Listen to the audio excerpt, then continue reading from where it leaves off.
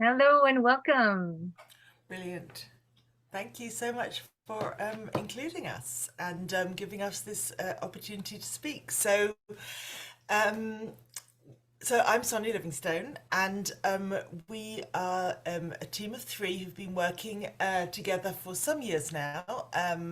And our topic is, as I think you can see, Playful by Design, embedding children's rights into the digital world. So, I'm a professor at the London School of Economics, and Dr. Kruakae Pothong now works at the Ada Lovelace Institute in London, and Dr. Angela Colvert works at the University of Sheffield. But for the past few years, we have worked together at the Digital Futures Commission, which is was hosted and funded by the Five Rights Foundation, and we've been really exploring. I think we're going to dig into that, both the notion of games in the title, but also the idea of ethical. And to understand ethical, we're going to offer a child rights framing. So we heard quite a few. I heard some of the presentations yesterday and was kind of very excited about the different approaches, different kinds of expertise that are being drawn into this debate. And I do really congratulate the organisers for creating such a really amazing combination, I think, of the researchers. I think there are some folks with policy expertise and those working in gaming and game design. And we do combine those three forms of expertise also within our team. And you'll hear more about the games design expertise and the kind of HCI perspective from Angela and Kruakae when they take over from me. I come in as the originally as a social psychologist and now working increasingly in a kind of multidisciplinary space around children's rights. So, to kick off, if I'm going to wave my hands at Kruakae every time I hope for my next slide. Thank you. So I think the framing in terms of panics about especially children, and our focus is very much on children, by which I mean everyone up to the age of 18. I think we're very familiar with the kind of anxieties and panics around them, to the point where I think many adults, even especially parents, even hesitate to encourage children to play games online at all. The whole thing seems kind of rather increasingly terrifying to them. Uh, and yet, I think we're living through this kind of really interesting moment, which I've tried to illustrate on the slide, where we begin to move from, as it were, blaming children for doing bad things online or getting things wrong online or spending too long time online. Actually, we still do some of that blaming. But we're beginning to kind of pass the responsibility to the industry, and that is game designers, but I think also the companies, the platforms, the business model that kind of sits behind the gaming opportunities, and that shapes and often kind of frames what those opportunities could be. And I heard yesterday a number of ways in which the platform and digital companies operate business models which appear antithetical to um, possibilities of ethical gaming, or as the Five Rights Foundation has put it, positively promote risky by design, or as Frances Haugen said, promote kind of toxic content online. And the shift that we've been discussing in our group, and that I think and you'll see in our title, and that I heard also yesterday, is the idea of, what does the positive look like by design? How do we move not only to recognizing the importance of design beyond this community in the policy world, in the government circles, in relation to parenting groups and so on. How do we move to a by design solution? How do we convince people that this is plausible and that the problem isn't just with education? And then how also do we think about the positives, not just dealing with the hygiene factors of risk, of safety, of privacy, of security, but also thinking, what does good look like? So the work that we did together was by the Digital Futures Commission, and we've just kind of put up the URL and our final report there because we've recently held our final conference. And this was really to offer a holistic child rights framing to the question of what good can look like for children's digital lives. And that's really what we want to kind of, that's the discursive shift that we want to encourage. I think, as I say, this community doesn't need convincing, but I think there are those who are still skeptical that the digital world can be designed in a way that is ethical, that is child rights respecting, that is good for children. So on the next slide, you'll see that we have worked with, we've put up the logos of our commissioners there. We've worked throughout with children. It's really vital for a child rights framing that our work is reflective of and kind of in consultation with children and their views about play, gaming, but also data, business models, what the digital world means for them, how they can be involved in processes of innovation, how they can inform possibilities for policy making as well. So we have done, we've consulted lots of experts, practitioners and so on. Can you just go back for a moment? Oh no, sorry, that's fine, Kruakae, it's fine. And today we especially want to talk about the idea of play in a digital world. And I've put a lot on this slide and we're going to kind of unpack it for you over the course of the next half hour. But I wanted to kind of show you that the work has been done through a series of reports and a toolkit, which is what we're really going to dwell on because we've want to talk to you about the idea of playful by design. And then we'll end up with our proposition on child rights by design, which goes beyond play spaces. I'll just note here, we're talking about play rather than gaming. And we're talking about that because from a children's perspective or from a user perspective, people can be playful and play in all kinds of spaces. So yes, in-game spaces, but they can also use social media playfully. They can use shopping sites playfully by, going and kind of messing around with what they're going to buy and then dumping the basket at the last minute. Or they can play in spaces that are meant to be designed as serious, but actually children will play where children will play. And we wanted to learn from that notion of free play in thinking about how can we design things and how can we advocate for design in ways that really kind of respects the full range of children's rights.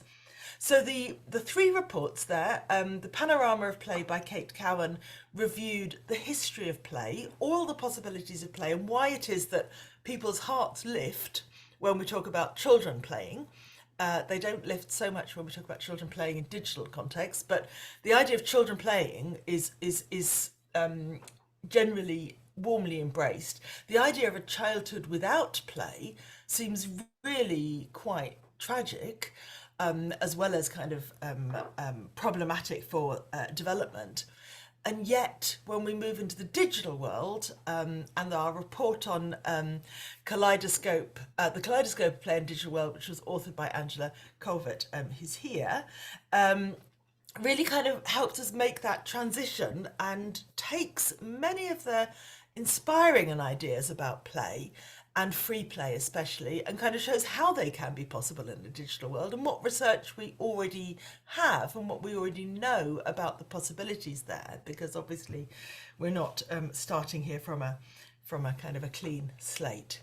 And then in Playful by Design, I'm just going to very briefly tell you the new research that we undertook that kind of took us from those reviews of the literature and what was already known to the toolkit that you can see portrayed in front of you. So on the next slide, we offer you an image and some quotes from our consultation, which we did with children, with parents and carers, and also with professionals who work with children.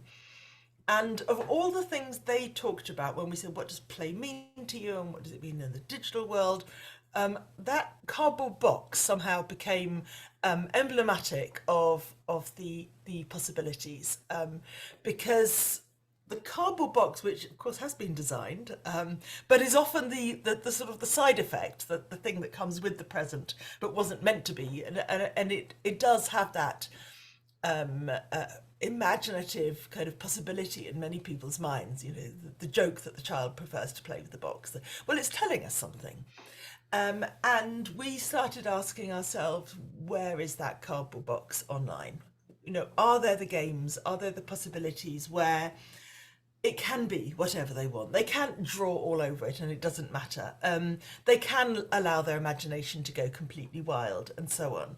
And it's an interesting example also of where professionals, parents, and children are kind of in agreement. And I don't think that happens so much when we come to established digital products, and that kind of captures the challenge. So the way we worked on the next slide, in terms of the research side of things, was to draw out of the literature and from the consultations with children and young people a kind of set of qualities. We've called them our qualities of play, and you can see the 12 listed there, which begin to answer that question of what does good look like. So what do we want? We don't want to sound too normative. We don't want to sound like, you know, we're the ones who always know best. But from the research and from what children and young people told us, free play, what's good about play is that it's intrinsically motivated, it's voluntary, open-ended, imaginative, stimulating. I'll say them all in case you're watching this on a phone. Emotionally resonant, social, diverse, risk-taking, bit of a challenge there, but safe, and offering a sense of achievement, and immersive. Some of those things, you know, people here will be thinking about how to design, or will already have designed or have answers for, but it's, in a way, it's in the round. And we wanted to offer the qualities of play as something that has come from evidence and from children and families, that can be a sort of a language of talking about what good is, because we heard so much established talk about what's bad, what goes wrong. You know, we don't want the baddies, we don't want the bullies, we don't want the haters, we don't, you know, there's lots of talk about, but actually we need a kind of more elaborate discourse, if you like, a more confident discourse that people can begin to say, you know, this is what good could look like. On the next slide, I said to you, I'm originally a psychologist. I do like to do a survey when I can, just to say, you know, we talked a lot to a few children, but we did also do a nationally representative survey. And we gave them our qualities of play, obviously explained in, you know, more kind of child-friendly terms than these labels. And we asked them to judge playing in everyday non-digital contexts and in digital contexts. And what was interesting actually was that they were remarkably similar. So you can see an orange and a blue line for the digital and non-digital play, what was good. The kind of pattern was similar in that children don't find enough or don't tend to describe the play that they experience in terms of risk taking, though we know from them that that was something they valued, or in terms of intrinsic motivation or kind of feeling that it's voluntary, that it's a choice. So there are constraints offline and there are constraints online. But overall, still, 75% said that they had agreed a lot, they had a great time playing in non-digital contexts versus 45% in digital. In other words, somehow, if asked to compare playing online and playing offline, offline is still better. So there's still a task to do for the world of online. So the question for the designers is, you know, what is it about the design that could make for that better qualities of play online, and that became our kind of driving direction. Of course, design is not the only way forward, and as we've said, we do think it's also about the discourse, the public discourse, the parental understanding of what could be good for children, the sense that children have a say in choosing the places and the times of their own play. But in terms of game design, what could be done? So on our next slide, we had to scratch our heads quite hard to find a language for children to talk about the features, the design features of different kinds of apps and platforms and games where they played and where they kind of hoped for those positive qualities of play. And in the end, we identified the 22, in fact, that you can see here, of which, intriguingly, children most often said when they're having a good time playing online, it's because the experience is age appropriate. It can be played by people different generations. There's onboarding. They feel they have control over their contacts and privacy, and they can be creative. So you can kind of see what contributes to the online positive experience. And we then asked them all those questions again, but not saying what is happening, but what do you want? What do you want more of? And on the next couple of slides, we'll just kind of flash a couple of those findings at you. But it was clear that children, this was in the National British Survey, over half want more creative opportunities when they're playing online. They want more age-appropriate features. They want more products without advertising and better control. And in this slightly complicated diagram, we've tried to map how we see the features, the design features of gaming spaces, facilitating or constraining the 12 qualities of play that we've already learned that children really value. And this is where we're beginning to say, you know, from a research basis and from consulting children through both conversation and the survey, and drawing on the previous research, we can kind of open up this matrix that shows how different features facilitate or constrain the full range of the qualities of play that children want. So in our in the next slide, and this, after this, I'm going to pass over to my colleagues. We said, okay, well, let us distill 7 principles of what Playful by Design looks like. And that's kind of drawing on the previous mapping of how features enable the qualities of play to say, okay, it kind of comes down to these 7 things.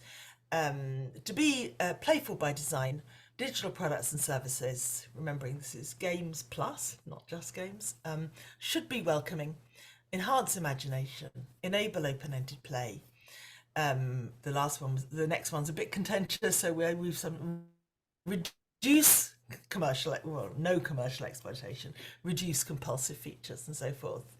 Ensure safety, allow for experimentation, and be age appropriate. As I just said, be age appropriate is something that came very strongly from children.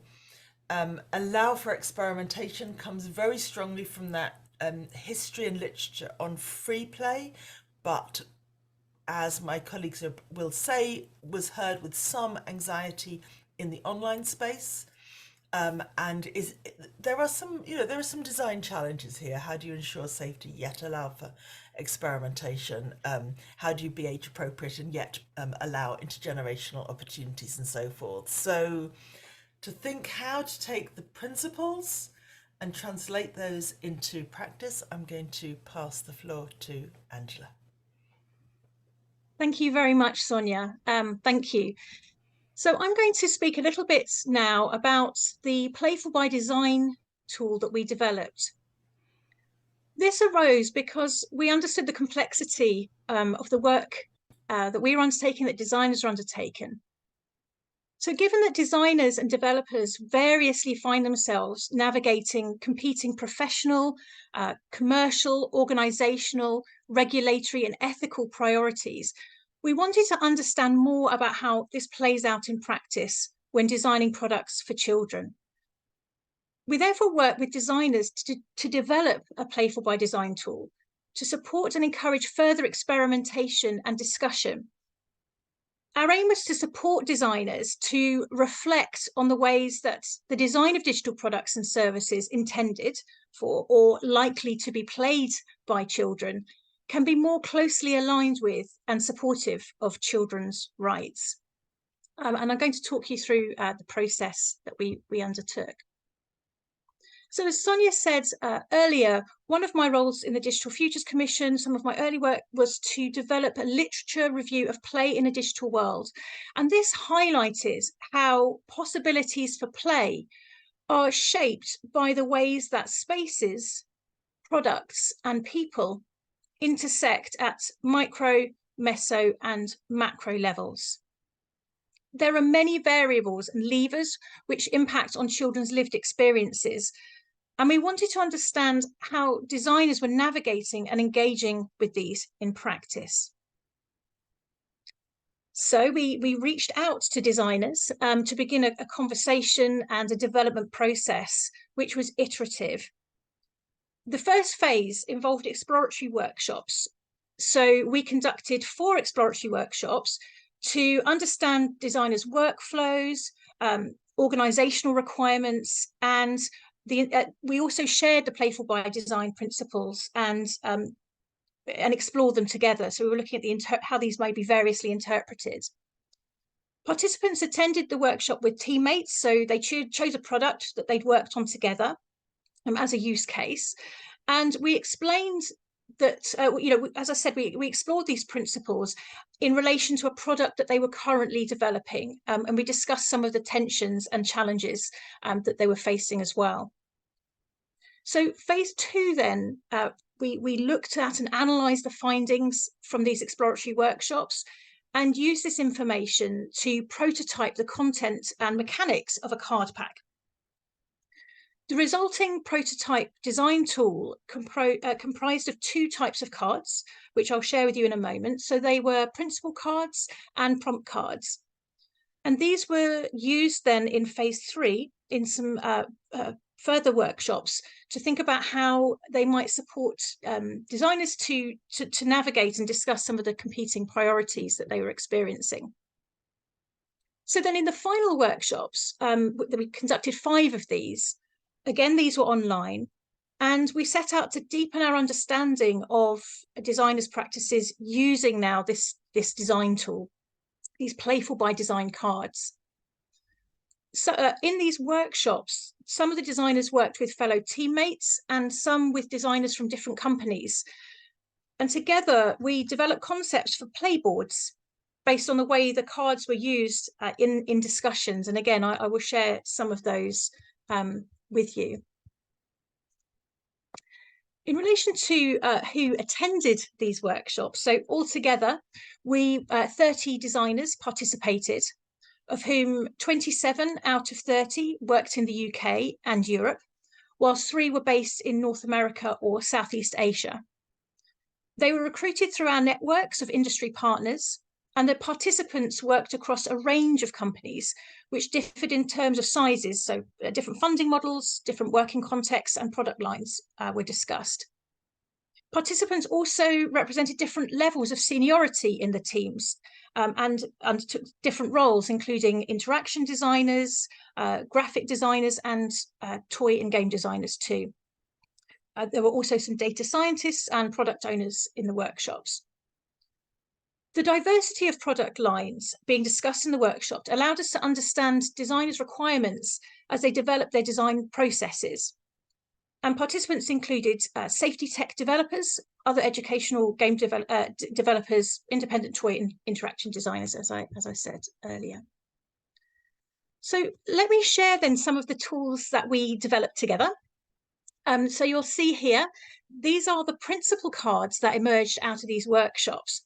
So these cards set out design considerations to embed, which support designers to think about ways to embed children's rights into digital products and services. And these were intended to be flexible in use, as I said. They could be used in a range of ways, to think about development processes and ways that designers might meet their objectives to align them more closely with the needs and rights of children. We also developed prompt cards. And these prompt cards here, which we now have on screen, each prompt card asks a question to support reflective reflections on children's experiences. So those are the Y cards. Exploratory possibility thinking, which are the what if cards, and also support designers to think about sort of practical actions. So those are the how questions. The aim was to support designers in the workshop in unpacking some of the issues and addressing the interplay across the social, material and spatial factors that shape possibilities in a digital world in ways that are consistent with children's rights and underpinning ecological approaches to child development. Each type of prompt, there are 35 of each of them, and they relate to each of the seven principles. Next slide. As I said, this was an iterative process, and the workshops were playful, exploratory, and we explored together different ways of using the cards to meet design objectives. Out of that, some play boards were developed. So we have three examples here. One is the knotty web, and they're very simple. They just involve using the cards to lay them out on the table in different ways, but they function very differently. So the knotty web here, you can see, involves placing the cards in a circle and seeing how, when these principles rub up against each other in the design process, what are the questions that arise, sort of trying to unpack the complexity of the task at hand. We also had a Q&A. The prompt cards were used in a Q&A board where, depending on the principles or the aim of the project, designers would pick a card and then consider use that as a discussion prompt. And the last one here is again another way of using the principle cards, setting them out as if they're a mixing deck. So what the aim here is to think about which priorities are particularly in focus at particular times. You can see that there are some animated guides and some instructions there if you want to follow those up later, but also if you wanted to really explore the cards, they're freely available from our website on request. So we'll go to the next slide. And I just wanted to finish, I've got three slides of quotes that are really a flavour of some of the reflections that took place during the workshops. So some of the designers in the workshops used the principle cards to fine-tune different elements in their design using the mix, so as if they were using the mixer deck. So that was the one I just showed you there, where you're moving the cards up and down depending on which are in focus or which are kind of highly prioritized at a particular moment in time. I will read these aloud. As Sonia said, people may be watching these on phone screens. So participant 24 said, "It helps to focus. You can bring something in and out of focus. So like participant 22 said about safeguarding and making sure that you're welcoming. Those can be slightly pushed back a little because we know those are catered for within the framework we're using. But are we looking at allowing children to experiment? Are we looking at the discovery and those areas which are the ones we can suddenly sort of say, hang on, have we really considered this? Are we just making assumptions about what we thought about?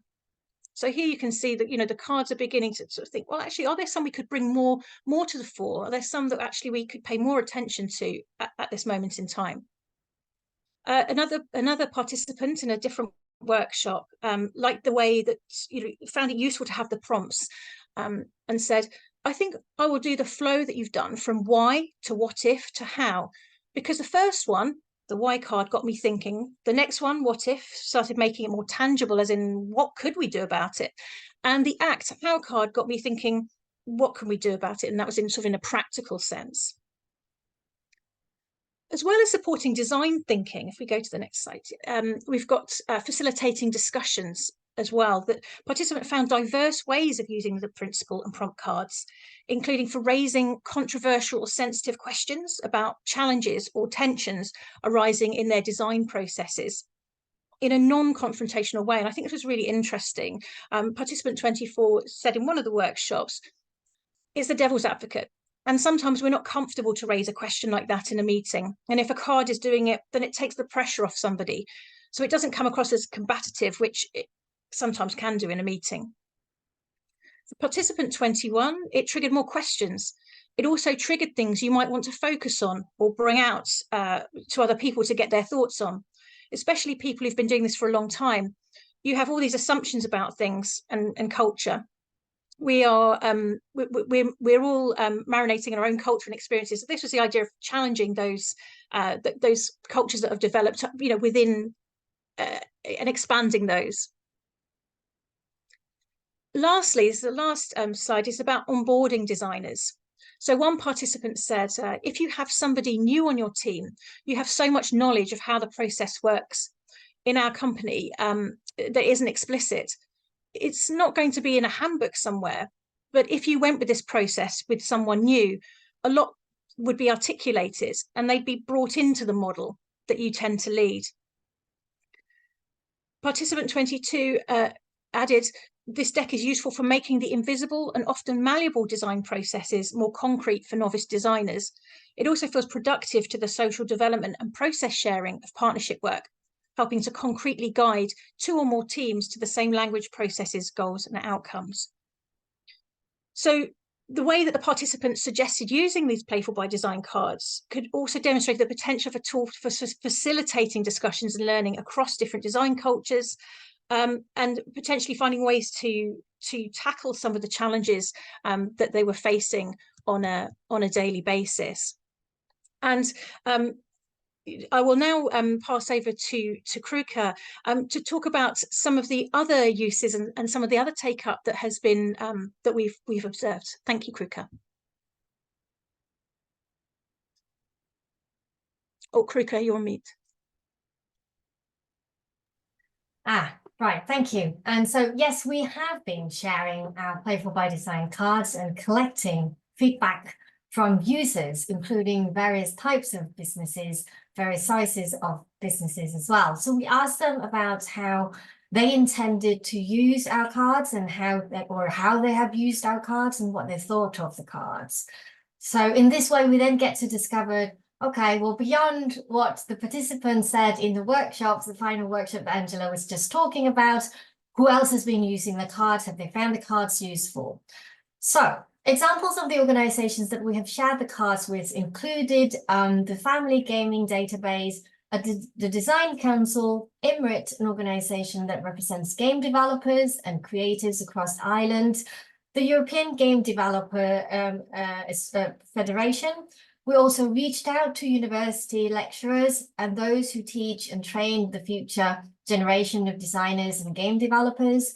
So our cards are now, so based on our record, our cards are now being used for various purposes, ranging from design and development of educational games and other digital products and services that children use. As shown on the screen here, the founder of the Family Game Database has used our cards to evaluate the opportunities for free play in the digital games. He also noted that parents can also use this tool to evaluate the digital games for their children. Jessie Johnson from the Design Council thought that our Playful by Design tool was fantastic. Dr. Maria O'Brien, an academic and also a board member of IMRIT, appreciated the connections that our Playful by Design cards have with those in the gaming sector and also the screen-based learning and the cards' potential as an educational tool. So, one second. So basically, but then we'd say, as Sonia alluded to this at the beginning, there is more to Playful by Design principles and tool than just play, or the concept of play. Now, play is why is this the case? Play is a right, a child right, and yes, children have the right to play, although people tend to forget about this. So what are children's rights and how does Playful by Design help realizing these rights in game design and in other products and services that children use playfully? Well, let's begin with children's rights. So children's rights, as you can see on the screens, the UN Convention on the Rights of the Child is a legally binding international agreement containing 54 articles that set out how governments should work together to meet the basic requirements of what children need to reach their fullest development and potential. These rights entitle children to protection, participation, provision, including provision of opportunities to play on their own terms. These rights apply equally physically in the physical and digital environments. The governments are the duty bearers with obligations to uphold children's rights, but businesses also have responsibilities to protect and respect children's rights and provide remedies when children's rights are infringed upon. So we took the lead from General Comment 25 and developed our Playful by Design tool and also the Child Rights by Design tool. The aim was to help businesses balance the tricky tensions between safety, security, privacy, with children's rights to be heard, to learn, to play, to develop, and their civil rights and freedoms, so that businesses don't have to trade any of these rights against the other. So how does Playful by Design relate to child rights? As we said, play is one of children's rights enshrined in Article 31 of the UN Convention on the Rights of the Child. Children's rights to play reinforces the importance of play, recognizing the benefits of free play for childhood, as Sonia said at the beginning. As with all conventions' rights, our Playful by Design tool interprets and implements the right to play in relation to children's other rights. So play and our Playful by Design tool is a pathway for participants in this conference and those in gaming industry and several others and beyond to embed children's rights in their products and services. It is an entry point to children's rights for people in the games and play space. This means that by aligning your play and game design with Playful by Design principles, you are holistically supporting and promoting children's rights. And how does Playful by Design relate to Child Rights by Design? Here's another tool that we have developed. So Playful by Design is an entry point, as we said, from the play and game perspective, from that space to Child Rights by Design. It feeds into Child Rights by Design. Now let me introduce you to the Child Rights by Design tool then. Our Child Rights by Design tool drew on designers' requirements and their design processes that we gathered through the workshops that Angela was talking about and the interviews that we conducted with other designers, product owners, and several other design experts. We also consulted children to elicit their understanding and expectations of their rights in the digital environment. We used children's expectations of their rights to articulate and exemplify the 11 principles of children's rights, which we synthesized from the 54 articles of the Convention and General Comment 25. Following the designer's requirements and their workflow, we mapped the 11th principle onto the Design Council's universally accepted depiction of the design process called the double diamond. I'm sure you're familiar with this. The process followed the discovery phase where designers investigated the problems, the define phase where the designers decided what to build, and the develop phase where they worked out how to build the thing that they wanted to build, and then the deliver phase where they actually iterated the solutions and find finally what worked. To facilitate divergent and convergent in designers' thinking, we presented the requirements of each principle as prompt questions and mapped them onto the different stages of the design. So our Child Rights by Design tool also offers a checklist to prompt designers and developers to review their products against the 11 principles, asking whether that product treats children equally, fairly, and supportive of vulnerable children, whether they have made children's best interests their primary consideration in product design, whether they have meaningfully consulted children, whether the product appropriate or is adaptable for children of different ages. So this is the age appropriate part, whether the product is compliant with relevant laws and regulations, whether the product supports children to participate in the digital publics, whether they have adopted privacy and data protection by design in their development and the deployment of the product, whether they have adopted safety by design, whether their product enhances rather than harming children's well-being and health, whether their product supports learning, imagination, play, and belonging, whether they have weeded out or reduced the compulsive, exploitative, manipulative design features. So, and finally, here's how the 7 Playful by Design principles feed into the Child Rights by Design principles. These connections are fluid. And yes, it does look rather messy on the screen, but this messy web of connections actually shows how intricately connected Playful by Design is with Child Rights by Design as principles. So, for example, all the Playful by Design principles are in children's best interests. So all the arrows you could see are pointing to the best interest principle in the Child Rights by Design. There are also a couple of direct one-to-one mapping, like age-appropriate and safety principles. There are various Playful by Design principles that map onto more than just one Child Rights by Design principle. For example, Be Welcoming in Playful by Design principles feeds right into the principles of equity and diversity, best interests, and well-being.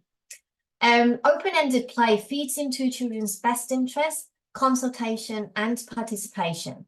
Allowing for experimentation nurtures children's best interest, development, and agency. What these mean is that Playful by Design articulates and contextualizes the 11 principles of children's rights in the context of play and games. Playful by Design tool also offers a different format of tool to embed children's rights in the specific context of play and games. So by making your games Playful by Design, we can all take children's rights seriously and be on the right side of the ethical fence, yet still be playful in the design and development processes of these games and play. Thank you.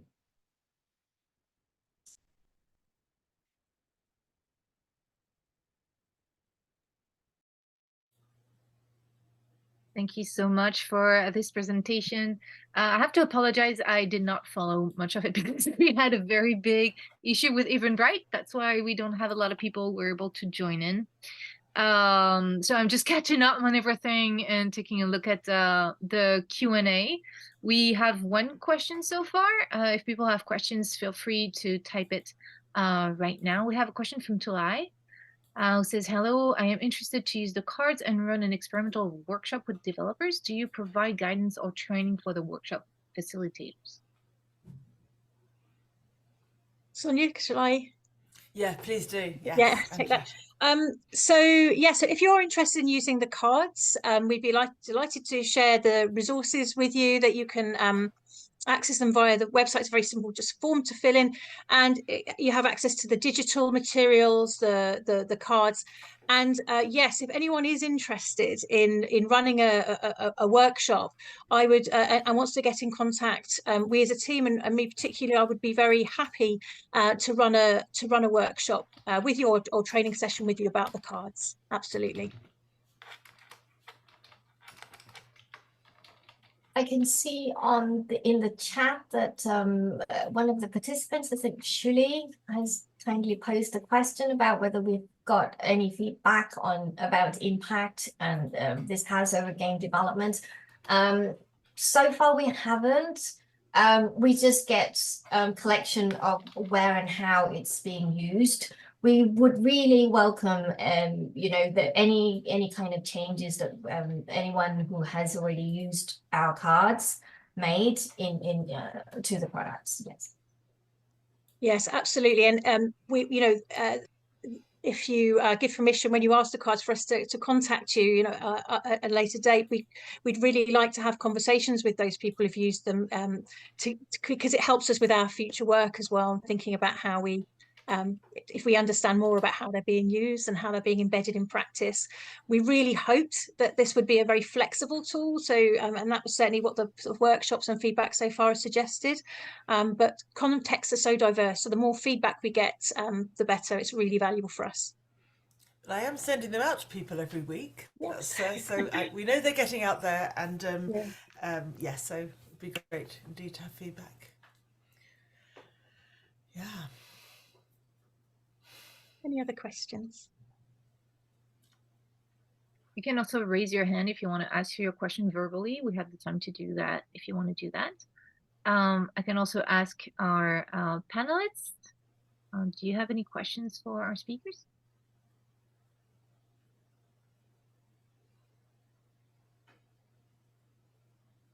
So if we do have one question, do these tools include guidance on how to measure how successfully a designer or game has implemented Playful by Design?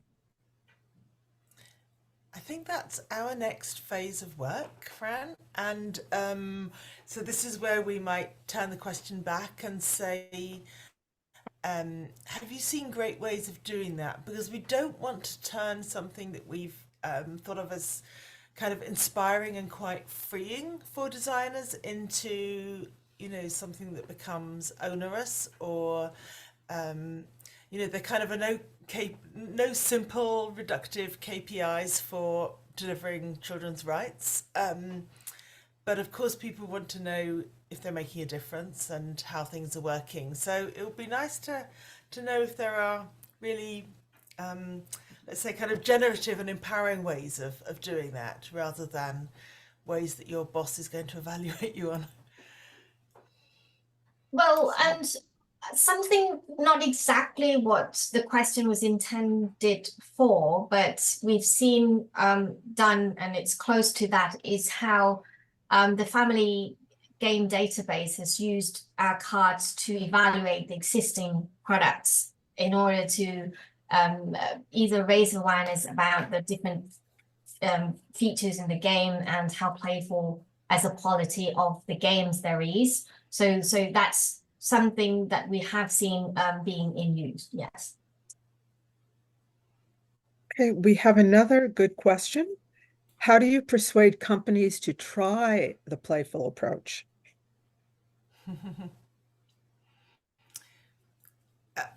Angela, you go first, and then I might Okay, yeah. Okay, so I'm not sure. So in terms of the workshops, what we were trying to do is to support designers to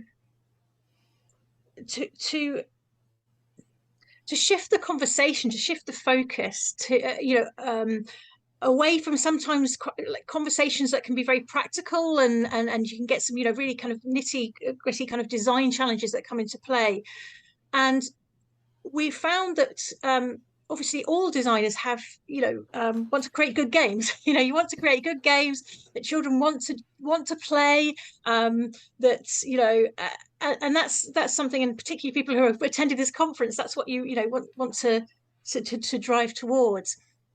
So in terms of in terms of persuasion, I think what we want to do is to show that this is something that actually works for everyone. In terms of we can do both. It's not something you can't, that in considering these in conversations and in design practice and in working, we could, even sort of micro shifts in practice or thinking can make a difference as to how children's rights are embedded in that product, and can potentially help people to change tack, or as you saw in some of the quotes from the workshops, think, well, actually we've really been focusing on this. We know that our product is welcome. We are wanting to make this an inclusive space. We think we're doing that well, but maybe what happens if we bring this a bit more into the focus? What happens then? And so it is an approach that we hope that if people engage in it in a very open way, in a discursive way, and as teams, that actually it becomes, as Sonia was saying, quite a generative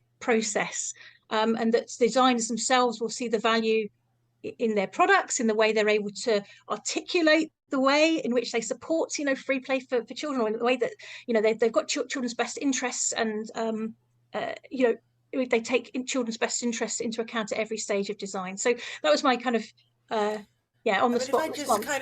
If I just kind of add around that, because I think, yes, I'm just kind of speaking to designers, and I know there are some here. There's also the challenge of, how do you kind of persuade your CEO that, it's worth doing something that might take a bit more time, or a bit more thought, or a bit more creativity, or definitely, working and consulting children.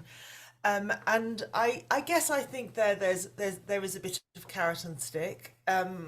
There's definitely a climate where I tried to start off was to say I think there is a change in the climate such that the risks of getting it wrong, of invading privacy, of promoting addiction, of being compulsive, of using some of the dark patterns that we heard about yesterday, all of this is beginning to be something parents talk about, who pay after all, or children are themselves aware of and quite anxious about, and it's creating quite a negative climate within which gameplay is talked about in everyday context. So, there's clearly increasing pressure on companies to begin to address what's become quite a negative kind of landscape. But also then I think what we're trying to do is reduce the barriers.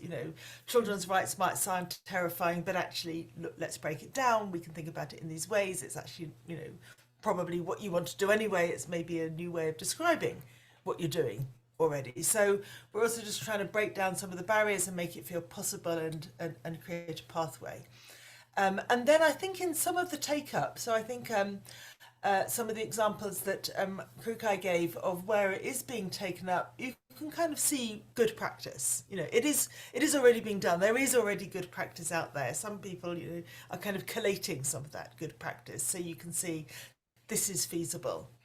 And maybe just to say the last thing is I'm written to every week with people saying, I want to develop a product for children. How do I do it? Is this good enough? Am I thinking about it right? Can I do it this way? I think the desire for, tools and resources and ways of thinking is actually huge. And it's, so I hope we're kind of at the beginning of I'm not very optimistic about 2024, but maybe in this regard, I think things are going in a good direction. Well, maybe if I were to sort of spice up a bit of a hope, I would say from the request for the cards, I can see that we're beginning to attract an interest initially from a group of designers or businesses who focus on products for children. And I think we've seen quite a few companies that are working on educational games, because these require them to think more attentively about children's development, their evolving capacities, and so on and so on. More so than perhaps the heavy sort of matrix of attention span, interaction, engagement, and so on and so on. So we do hope that with the little incremental changes, starting from a small group of people who have already got vested interest in making things good for children in different forms, then words will spread and more people will be interested. And this then links me to the question that Junxiao asked in the Q&A. So the question was, would you expect additional features and dimensions to be considered when thinking about designing education games, and that she felt that there is a close intersection between play and education? The answer is straightforwardly yes. And we do hope that by using our, for example, the Q&A playboards or the Mix It Up playboards would help you make use of both the principal cards and the prompt cards, mix them up in ways that help you further interrogate and expand maybe your options and choices, the possibilities, if you like, of what could be, and then what should be through a constant iterative process of design and interrogation. And it would be hopefully playful in the process. Can I just quickly, I know that we're about to move on to the next. I just wanted to answer Louise Stevens' question in the Q&A. Louise and I work on a project on child-friendly governance, and it kind of came out of the initiative in some ways on child-friendly cities. And that was in the back of my mind when we were thinking about Playful by Design and Child Rights by Design, because there is such a lot of kind of creative thinking about the built environment and how to, of course, the built environment is fantastically unfriendly to children in so many ways, and yet there are really creative folk thinking about how to build in play spaces or play streets or play parks, or and when that happens, it seems to me adults walk by and they love it and they say that's fantastic, and they don't say, oh, this is turning the whole place into a child only space, or this is constraining our adult freedoms. But if you talk about making things child friendly online, there is quite a pushback about somehow turning everything into a childish space in a negative sense. And so I'm really intrigued, and this might be my kind of parting challenge to folk here, how can we take that sense of the built environment is for everybody and needs to include children, and the digital environment similarly is for everyone and needs to include children. And what we're really trying to do is kind of find those ways and find that language and the tools that can promote it without a kind of children versus adults sort of antagonism that we do sometimes see. So that was in a way what good looks like to me.